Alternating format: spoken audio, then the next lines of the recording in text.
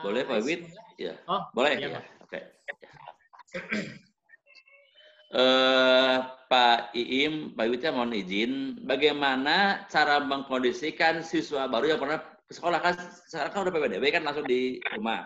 Kebetulan secara periodisasi sekarang itu PPDB sebagian umum sudah pada masa new normal, kenormalan yang baru. Artinya memungkinkan anak itu secara bertahap untuk ada sosialisasi. Tetapi dengan catatan, satu, kondisikan teman-temannya, lingkungannya dalam satu komunitas yang steril dari corona.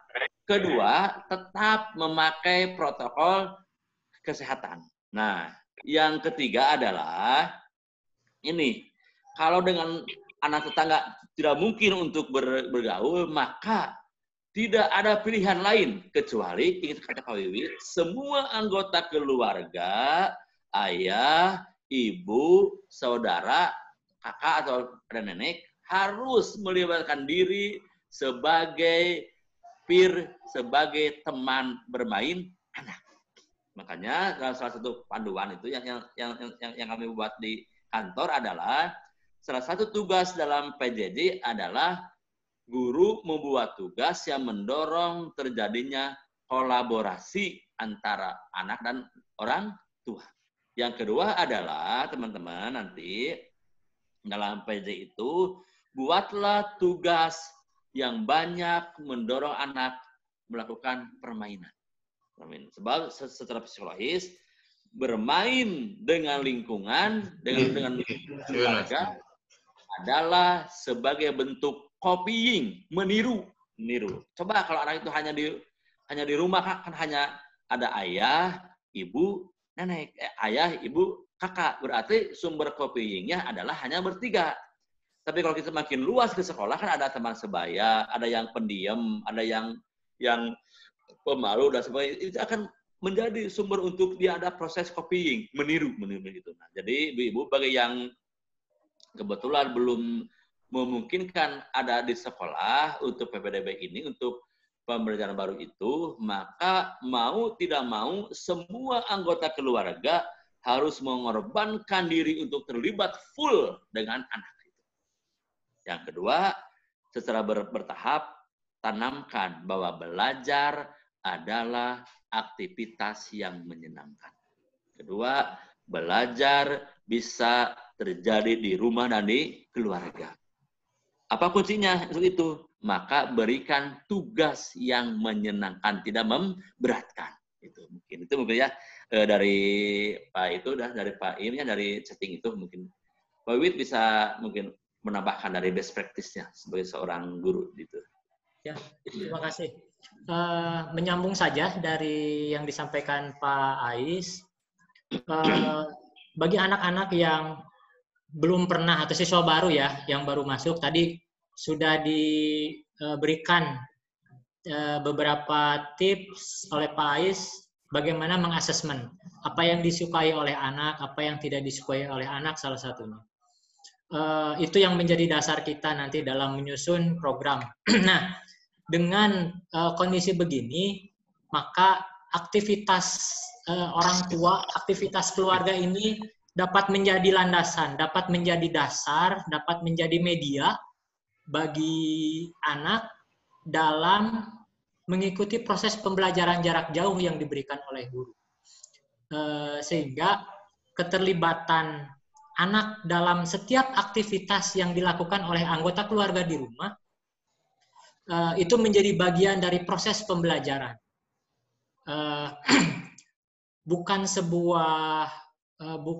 sebuah persoalan ketika anak itu tidak bisa belajar ke sekolah.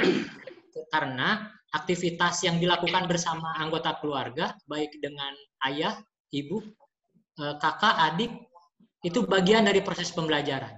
Tinggal bagaimana kita selaku guru menyusun sebuah program yang itu berkaitan dengan kurikulum 2013.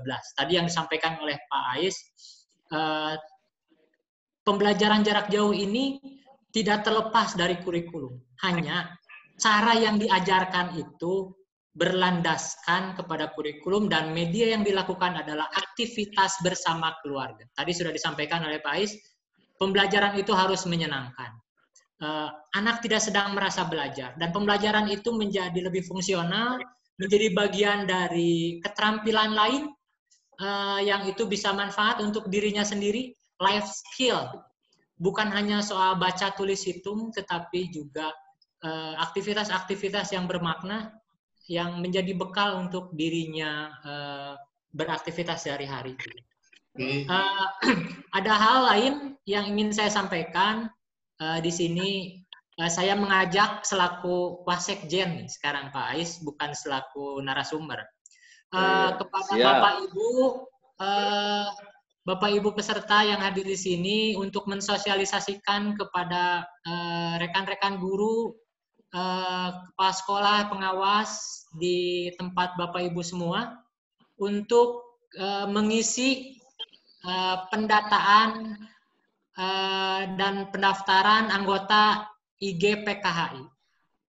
Kemarin beberapa hari yang lalu masuk ke admin pengurus pusat itu ada pendaftaran dari organisasi lain yang harus membayar Rp100.000. Di kesempatan ini saya sampaikan bahwa IGPKHI tidak menarik sepeser pun biaya pendaftaran untuk menjadi anggota IGPKHI. Sekali lagi disampaikan bahwa IGPKHI mengajak Bapak Ibu semua untuk bergabung menjadi anggota IGPKHI Pusat dan IGPKHI dimanapun Bapak Ibu berada, dan banyak hal manfaat yang bisa diperoleh dari keikutsertaan Bapak Ibu menjadi anggota IGPKHI. Mohon untuk disebarkan kepada rekan-rekan guru dan pengawas sekaligus mengklarifikasi apabila beberapa waktu yang lalu, beberapa hari belakangan ini ada berseliweran informasi pendaftaran organisasi lain yang hampir sama namanya dan harus berbayar. Sekali lagi di sini saya sampaikan, saya tidak organisasi IGPKHI tidak menarik sepeser pun biaya pendaftaran. Tinggal cukup mengisi link yang sudah dikirimkan. Nanti apabila Bapak Ibu belum sempat menyimak, melihat, nanti Pak Imandala mungkin bisa mengirimkan lagi di grup webinar ini. Juga Bapak Ibu bisa memfollow Facebook, Instagram IGPKHI. Kalau Instagram akunnya IGPKHI Indonesia. Bisa memfollow berbagai aktivitas di sana dan menyebarkan informasi-informasi berkaitan dengan aktivitas di IGPKHI. IGPKHI ini besar oleh kita semua, baru 3,5 tahun dan akan kedepannya ditentukan juga oleh aktivitas kita. Baik buruknya organisasi ini akan ditentukan oleh Bapak Ibu semua. Terima kasih, hatur nuhun.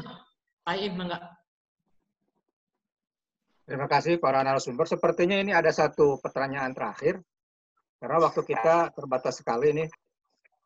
Bapak Ibu, kalau masih ada yang ingin ditanyakan berkaitan dengan tema kita hari ini, boleh menghubungi langsung narasumber ya. Barangkali Pak Ais, Pak Wiwit, boleh ya kawan-kawan nanti. Boleh.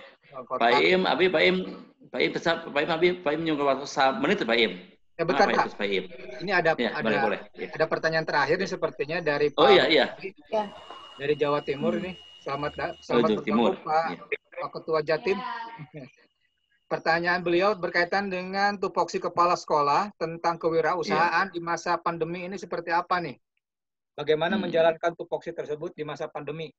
Jadi berkaitan dengan kompetensi kewirausahaan kepala sekolah. Maka Pak, terakhir ini Pak. Ya, baik ya teman-teman ya. Sebelum saya menjawab itu, saya mohon izin ke Pak Im dan Pak Sekjen, Pak Sekjen 3, Pak Wiwit. Ada pesan dari lembaga saya itu untuk diumumkan bagi teman-teman yang besok hari Jumat jam 14 sampai jam 15 ada waktu WIB, di P4TK mengadakan IG Live, bedah buku, bimbingan, konseling bagi ABK. Dan insya Allah saya sebagai penulis yang akan menjelaskan. Bagi yang punya waktu, silakan kami tunggu jam 14 WIB untuk Iglait PMPLB. Yang kedua adalah kami ingin berusaha untuk menjawab tadi pertanyaan, bagaimana peran KS untuk mengembangkan kewirausahaan. Ada sebuah penelitian, terjadi pergeseran paradigma bentuk kewirausahaan dari fisik ke non-fisik sekarang itu. Atau dari hal yang biasa ke yang tidak biasa. Contohnya, sekarang mungkin sekolah bisa menjajaki kewirausahaan kalau mau itu life skill dengan para pembuat masker misalnya, pembuat produksi alat cuci tangan dan sebagainya. Yang kedua juga bisa membuat produksi dengan kalangan IT tentang dunia usaha untuk mengembangkan model pembelajaran berbasis IT. Sebab teman-teman ke depannya terlepas dari ada virus corona, pendidikan akan mengarah kepada penggunaan media pembelajaran bahasa IT sebagai pendamping pedagogik guru. Jadi mungkin kalau dulu itu kita sibuk dengan berkebun, dengan membuat cuci motor. Nah sekarang KS bisa merubah jenis kegiatannya yang lebih sekarang lagi populer. Kan bisa dengan teknik dengan Dudi membuat masker, membuat alat cuci tangan, dan juga dengan kalangan para pemuda untuk mendatangkan para ahli IT sesuai permintaan Ibu Marina untuk melatihkan penggunaan IT pada guru-guru. Bisa betul wirausaha. Jadi mungkin bisa mencari apa yang menjadi kesulitan orang lain menjadi peluang buat kita. Itu mungkin Pak Im gitu. Sebegini. Mungkin Pak Wiwit bisa ada yang lain lagi idenya. Ya, terima kasih. Karena ini dikaitkan dengan pertanyaan untuk kepala sekolah, Pak Ais tadi sudah memaparkan cukup teknis apa saja yang bisa dilakukan oleh kepala sekolah, dan walaupun saya pernah mengikuti diklat penguatan kepala sekolah, tapi karena bukan posisi saya sehingga saya tidak perlu menjawab ini. Saya pikir di sini ada Bapak Ibu guru, Bapak Ibu kepala sekolah, Bapak Ibu pengawas yang lebih berkompeten mengenai itu. Terima kasih. Baik, barangkali Pak Miseri bisa nanti konsultasi dengan Pak Agus Mulyawan, Ketua Umum nih. Beliau kan pengawas nih. Silakan aja diskusi. Atau mungkin Pak Ketum mau menambahkan nih berkaitan dengan kompetensi kepala sekolah nih. Pak Ketum, monitor. Silakan Pak Ketum mau menambahkan dari pertanyaan Pak Miseri ini bagaimana kompetensi tupoksi kepala sekolah dalam masa pandemi ini, terutama yang kewirausahaan. Oke, terima kasih Pak Iim. Sebenarnya tadi sudah terjawab oleh Pak Agus sebagian ya.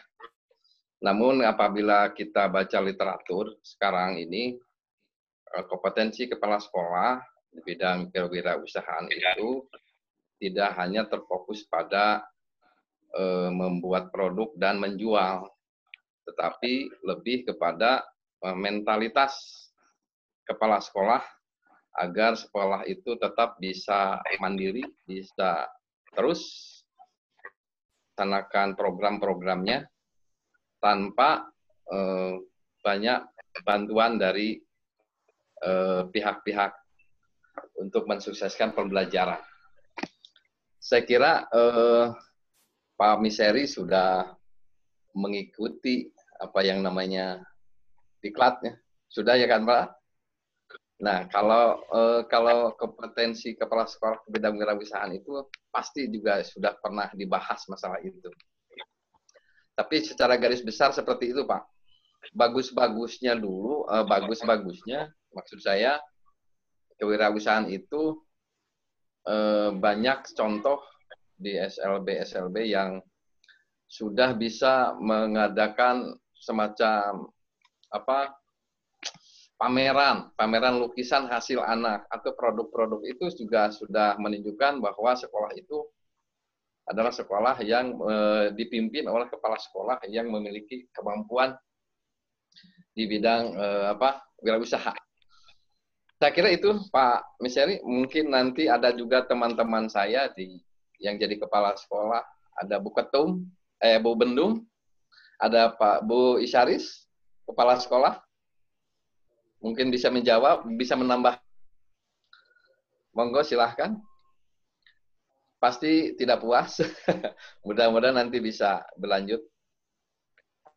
Pak Agus, ini saya mau menjawab pertanyaan terkait pengiriman pendaftaran ke email. Beberapa kasus ditemui ada Ketum anggota yang mendaftar dan tidak menerima bukti pendaftaran, kiriman email ya. Ada beberapa kasus. Yang pertama, email yang di-entry itu bukan Gmail. Jadi akun lain seperti Yahoo misalnya. Seharusnya itu memakai Gmail. Karena yang dipakai adalah berbasis Google Form pendaftaran yang kita lakukan. Yang kedua, ukuran pixel foto yang diupload itu terlalu besar, sehingga gagal begitu, terlalu besar. Tetapi Bapak Ibu jangan khawatir, Bapak Ibu yang sudah mendaftarkan mengisi formulir itu, walaupun tidak menerima konfirmasi dari pendaftaran, datanya sudah masuk ke server. Jadi jangan khawatir. Apabila ada hal-hal yang nanti bisa dilakukan untuk diperbaiki oleh admin selaku pengelola pendaftaran, akan disampaikan secara pribadi melalui nomor telepon yang Bapak Ibu tuliskan dalam formulir pendaftaran itu. Jadi jangan khawatir untuk Bapak Ibu yang sudah mendaftar anggota tetapi belum mendapatkan konfirmasi kiriman email, karena tadi sudah sampaikan ada beberapa persoalan, tetapi jangan khawatir, datanya sudah terekam. Dan kita akan perbaiki terus. Terima kasih, Bu. Saya menambahkan ya. Boleh, silakan. Ibu dari mana, Bu? Ya. Ibu. Dari. Ya, terima kasih Pak Im. Terima kasih teman atas waktunya. Ya, ini Bu Isyaris nih, kepala departemen Diklat IGPKI. Ya. Aduh, maaf ya. Pangling nih. Silakan Bu Dokter. Terima kasih Pak Im, terima kasih teman, terima kasih Pak Ketum atas waktunya. Saya diberi kesempatan untuk memberikan mungkin mudah-mudahan merupakan suatu pencerahan, terutama bagi penanya yang terakhir, yaitu bagaimana cara pengembangan kewirausahaan. Nah, ini pengalaman terbaik bagi saya sebagai kepala sekolah dari 2013 sampai sekarang.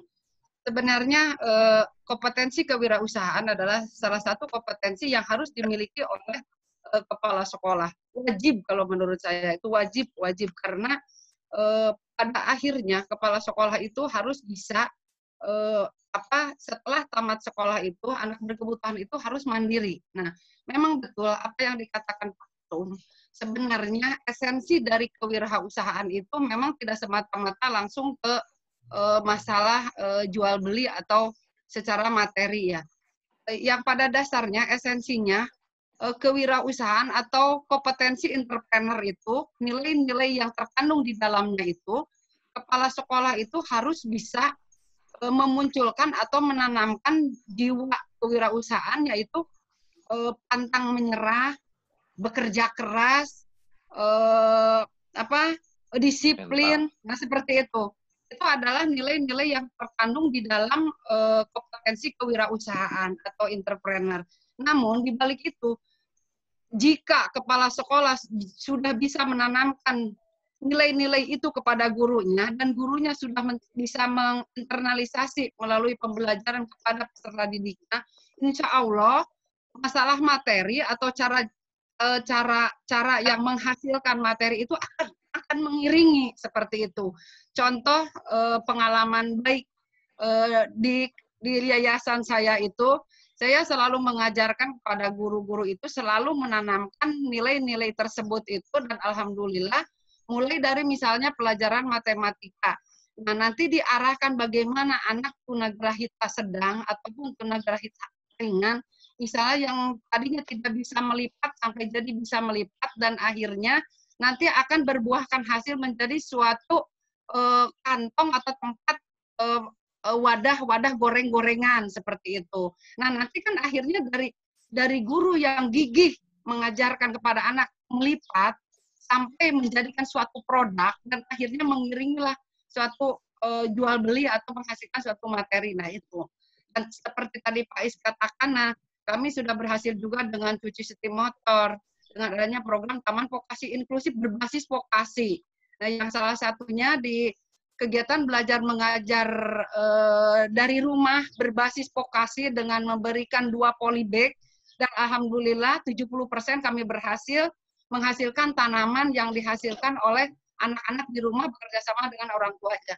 Nah, itu mungkin salah satu contoh dari pengembangan kompetensi kewirausahaan yang dilakukan oleh seorang kepala sekolah.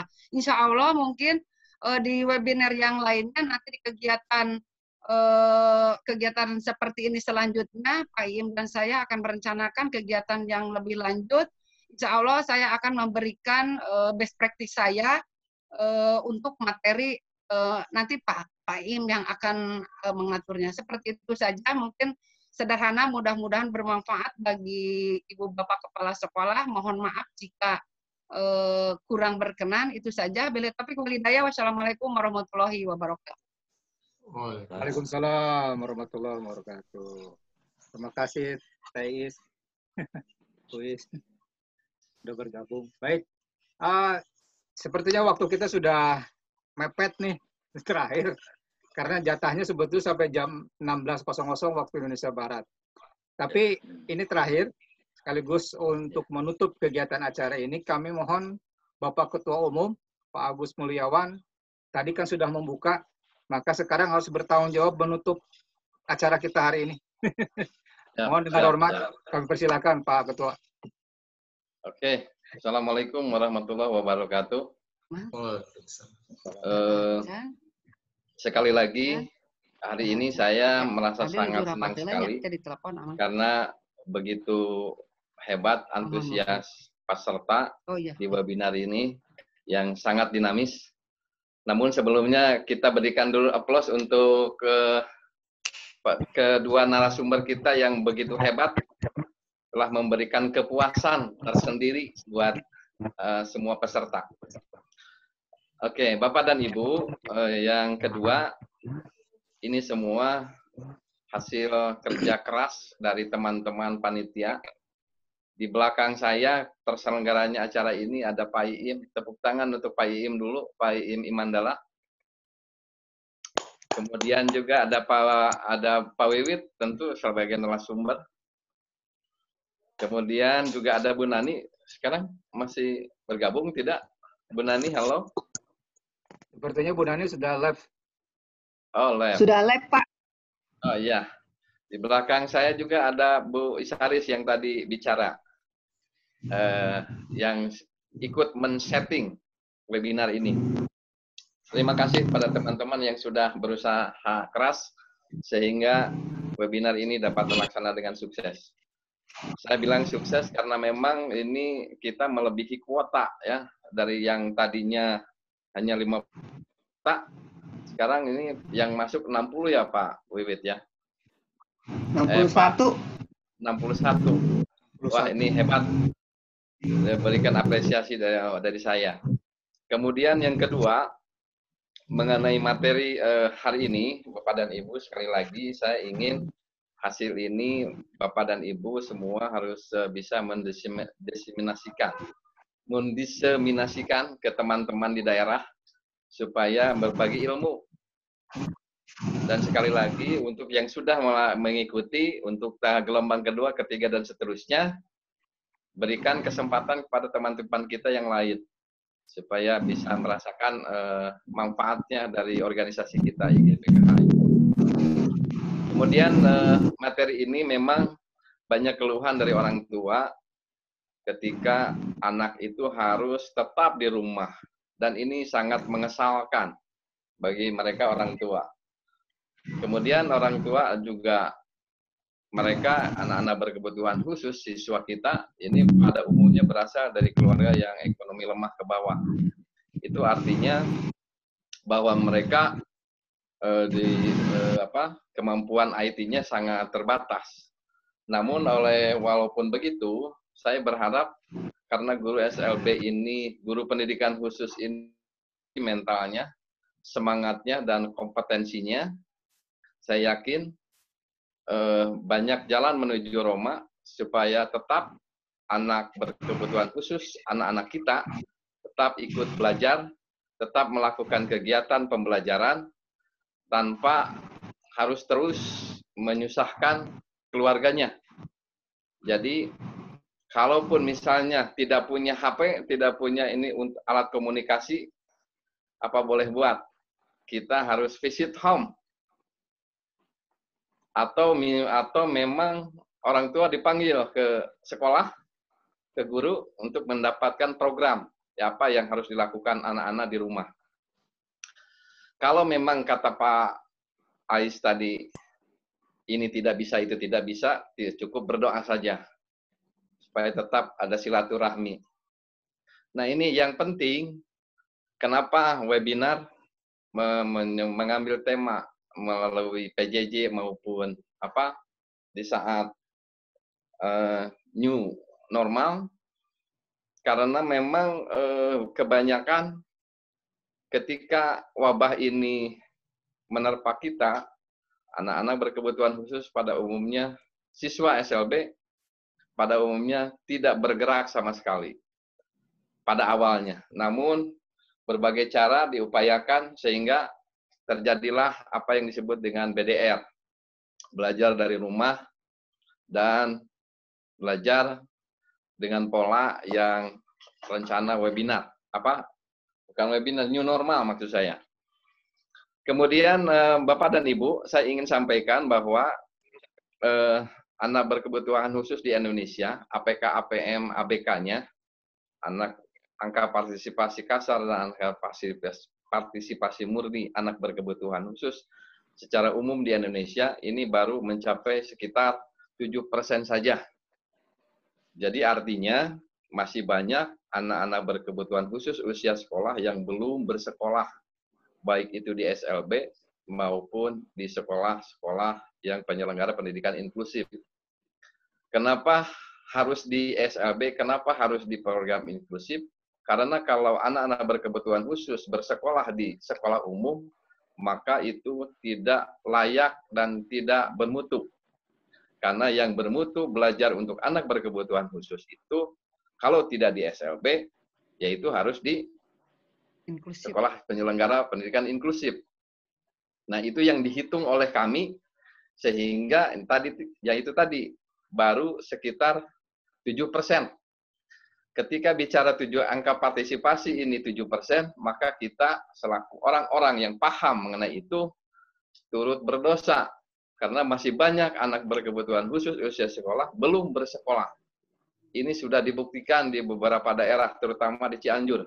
Ini saya sudah melaksanakan penjaringan dan lain-lain. Ternyata masih banyak. Dan ini memberikan gambaran kepada teman-teman semua bahwa di setiap daerah, di setiap populasi, itu pasti ada anak yang berkebutuhan khusus. Baik itu di tingkat kecamatan, tingkat desa, maupun apalagi tingkat kabupaten. Di Indonesia masih ada kabupaten yang belum ada sama sekali SLB-nya. Ini sangat kita khawatirkan. Dan ini untuk memberikan semangat kepada teman-teman untuk terus menyelenggarakan sekolah-sekolah baru di daerah Bapak dan Ibu. Kemudian yang terakhir, materi ini nanti akan diberikan di grup ya. Jadi nanti untuk Bapak dan Ibu sosialisasikan juga atau didiseminasikan di daerah Bapak dan Ibu sekalian. Itu saja barangkali. Terima kasih sekali lagi kepada seluruh peserta yang sudah antusias sampai di akhir hampir 4 jam ya Pak Iim. Alhamdulillah dengan setia teman-teman mengikuti terus, dan jangan lupa sekali lagi ini terus diperdalam sehingga kemampuan mengajar Bapak dan Ibu baik melalui sukses penyusunan program, sukses pelaksanaan kegiatan belajar mengajar, dan sukses membuat laporan untuk atasan kita, kepala sekolah maupun dinas pendidikan di daerah masing-masing. Demikian barangkali yang bisa saya sampaikan. Sekali lagi terima kasih pada semuanya atas partisipasi. Salam untuk teman-teman di daerah di seluruh Indonesia dari saya, Ketua Umum. Tetap semangat, mari kita besarkan IGPKHI. Siapa lagi kalau bukan oleh kita? Kapan lagi kalau tidak sekarang? Wassalamualaikum warahmatullahi wabarakatuh. Waalaikumsalam warahmatullahi wabarakatuh. Mohon tahan sebentar. Tolong dibuka mikrofonnya semua sekarang. Unmute semua. Kemudian videonya juga dibuka semuanya, biar kelihatan wajahnya. Yang masih aktifkan, Bu. Aktifkan mikrofonnya. Aktifkan mikrofonnya, akan saya rekam soalnya. Baik, sudah semuakah diaktifkan? Ibu Yayat masih nonaktif. Ibu Nur Aini.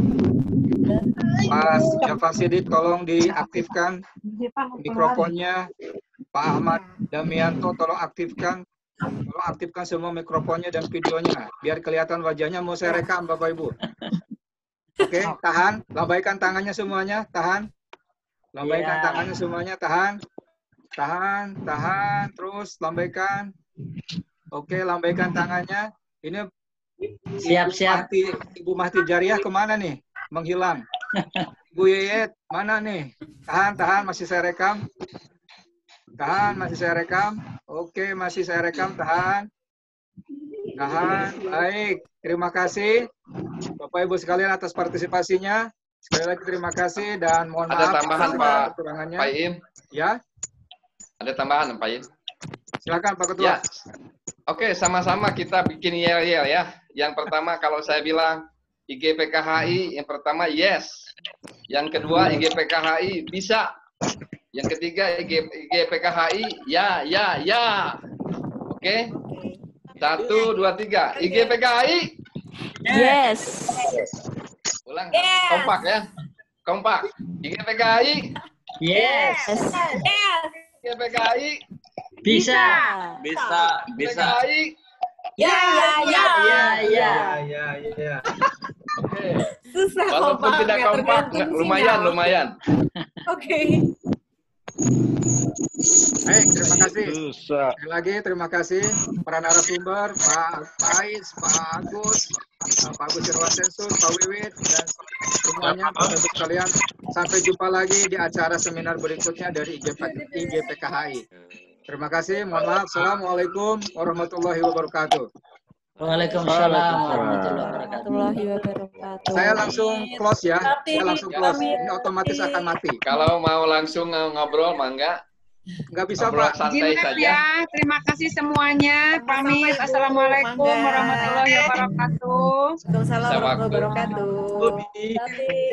3 menit. Ada sisa waktu 3 menit saja. Ya. Ada sisa waktu 3 menit saja. Bapak Ibu, materi saya sudah diupload ke chat. Bisa di-download, silakan. Hanya 3 menit ya. Grup WAG yang webinar itu nanti akan dibubarkan setelah semua peserta itu dikirim melalui WA atau email sertifikat webinar ini beres. Setelah beres semuanya baru dibubarkan. Jadi kalaupun misalnya ada pertanyaan dan lain-lain bisa dijadikan komunikasi buat kita. Itu saja barangkali ya. Terima kasih. Izin saya juga live dari grup. 2 menit lagi. Assalamualaikum warahmatullahi wabarakatuh. 2 menit lagi. Waalaikumsalam warahmatullahi wabarakatuh. Waalaikumsalam warahmatullahi wabarakatuh. Assalamualaikum. Pak Ruli, terima kasih Pak Ruli, Pak Denny. Apa kabar? Mas Ridwan, Mas Rata, Mas Rata, saya Iskandar, terima kasih. Pak Bu Pak Nur Sensus, Hasan Laude dari Bau-Bau, terima kasih. Ibu Adriana, Bu Komaria dari Jawa Barat, Ibu Kadek, terima kasih Bu. Maaf tadi ada gangguan teknis. Ibu Yeye, terima kasih. Pak Zulkifli, terima kasih. Ibu Farina, terima kasih. Semuanya nih nggak bisa disebutkan satu-satu, banyak sekali. Pak Ruli, gimana kabar Pak Ruli? Pak Firman, mau bicara Pak Firman. Sekayu. 1 menit lagi Pak. Hanya ada waktu 1 menit. Ada semuanya, mohon maaf. Saya Izin. Silakan. Makasih. Mas sama Ibu. Salam ya, Pak Iim ya. Ya, makasih. Sulawesi. Halo. Sulawesi. Halo, Pak Sulawesi. Firman. Halo. Kendari, gimana Kendari? Aman. Bu Komaria, Aman. Amit Pak. Silakan Bu Kom.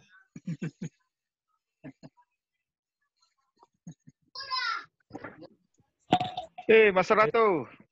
Ya. Makasih. 1 Sudah? menit lagi. Hujan nih.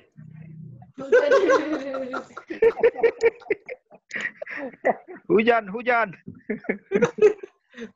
Hujan Kendari ini, hujan. Bapak Ibu 10 detik lagi ya. Hitungan ke 10 saya close. 1, Oke, sip. 2, Siap. 3, 4, 5, 6, 7, 8, 9, 10. Terima kasih semuanya. Sampai jumpa lagi.